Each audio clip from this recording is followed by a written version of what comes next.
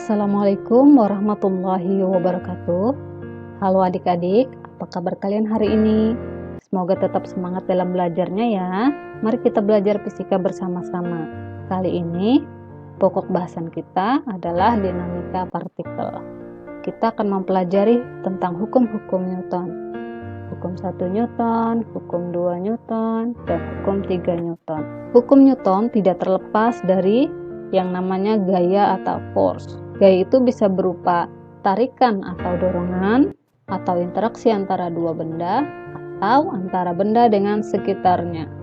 Lakukan percobaan sederhana berikut. Letakkan benda pada meja. Benda tersebut tidak kita tarik ataupun dorong. Apa yang akan terjadi pada benda itu setelah 5 detik, 10 detik, dan 30 detik? Coba sekarang benda tersebut kita dorong sesaat pada arah mendatar. Apa yang akan terjadi pada benda itu setelah waktu 1 menit?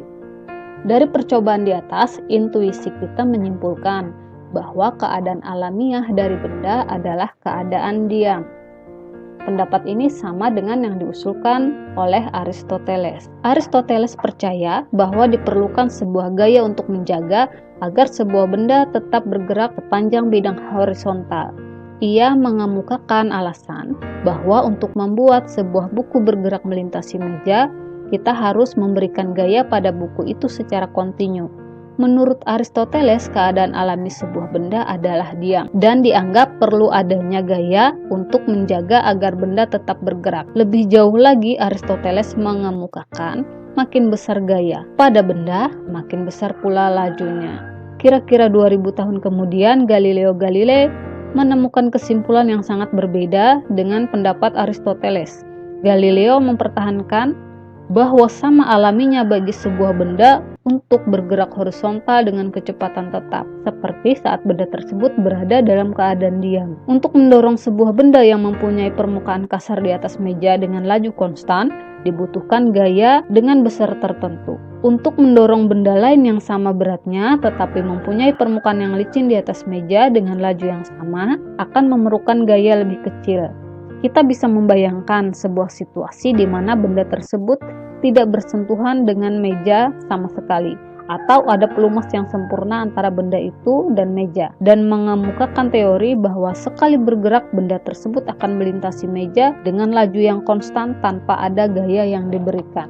Galileo membuat kesimpulan hebatnya bahwa jika tidak ada gaya yang diberikan kepada benda yang bergerak, benda itu akan terus bergerak dengan laju konstan pada lintasan lurus. Sebuah benda melambat hanya jika ada gaya yang diberikan kepadanya. Dengan demikian, Galileo menganggap gesekan sebagai gaya yang sama dengan dorongan atau tarikan biasa. Sebagai contoh, mendorong sebuah buku melintasi meja dengan laju tetap dibutuhkan gaya dari tangan kita, hanya untuk mengimbangi gaya gesek. Jika buku tersebut bergerak dengan laju konstan, gaya dorong kita sama besarnya dengan gaya gesek.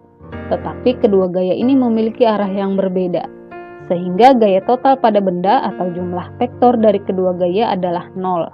Hal ini sejalan dengan sudut pandang Galileo, karena benda bergerak dengan laju konstan jika tidak ada gaya total yang diberikan kepadanya. Analisis Newton tentang gerak dirangkum dalam 3 hukum geraknya yang terkenal. Dalam karya besarnya, Principia, yang diterbitkan tahun 1687, Newton menyatakan terima kasihnya kepada Galileo. Jadi, ceritanya, Aristoteles yang hidup pada 384 sampai 322 sebelum Masehi mengemukakan gaya merupakan penyebab terjadinya gerakan. Jadi keadaan alamiah benda adalah diam. Sedangkan Galileo yang hidup tahun 1564 sampai 1642 mengemukakan keadaan alamiah benda adalah bergerak dengan kelajuan konstan. Gaya merupakan penyebab terjadinya perubahan. Isaac Newton yang hidup antara 1642 sampai 1725 sependapat dengan Galileo dan mengemukakan hukum gerak dan gravitasi.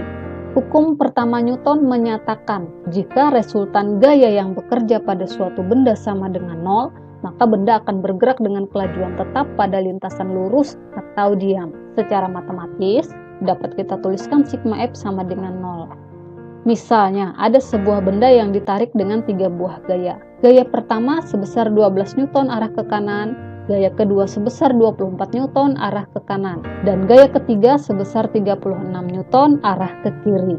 Jika kita hitung ketiga gaya ini, sebelah kanan berjumlah 36 Newton dan sebelah kiri 36 Newton. Maka jumlah ketiga gaya ini sama dengan 0 atau sigma F sama dengan 0.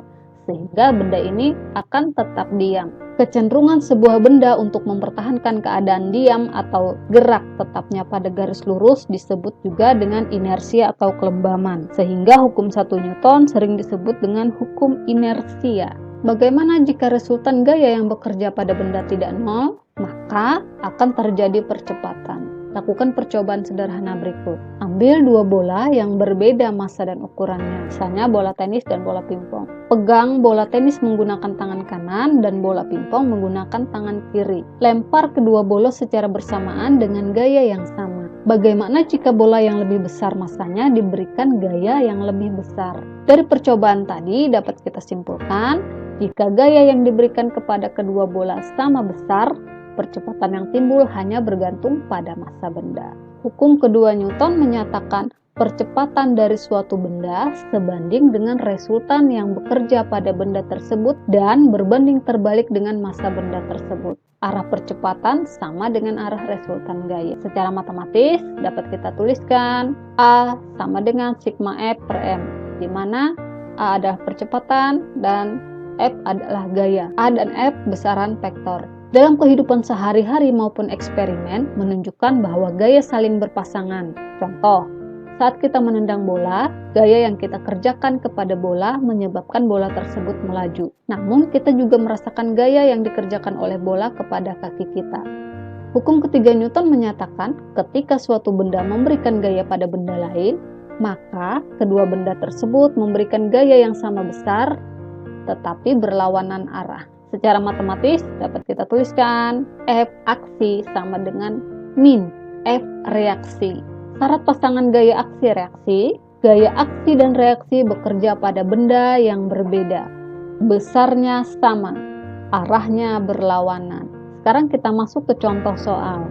Jika suatu benda diberi gaya 20 Newton, benda tersebut memiliki percepatan 4 meter per sekon kuadrat. Berapakah percepatan benda tersebut jika diberi gaya 30 Newton? Kita coba selesaikan. Pada kasus ini, massa benda M adalah tetap. Ketika diberi gaya F1 sama dengan 20 Newton, benda mengalami percepatan A1 sama dengan 4 meter per sekon kuadrat. Sehingga massa benda kita peroleh M sama dengan F1 per A1, 20 Newton dibagi 4 meter per sekon kuadrat sama dengan 5 kg. Jadi massa benda adalah 5 kg. Pada saat diberi gaya F2 sebesar 30 Newton, maka percepatan yang dialami benda menjadi A2 sama dengan F2 per M2. 30 Newton dibagi 5 kg sama dengan 6 meter per sekon kuadrat. Jadi percepatan yang dialami benda tersebut ketika diberi gaya 30 Newton adalah 6 meter per sekon kuadrat. Demikian pembelajaran kita hari ini. Terima kasih, sampai jumpa lagi.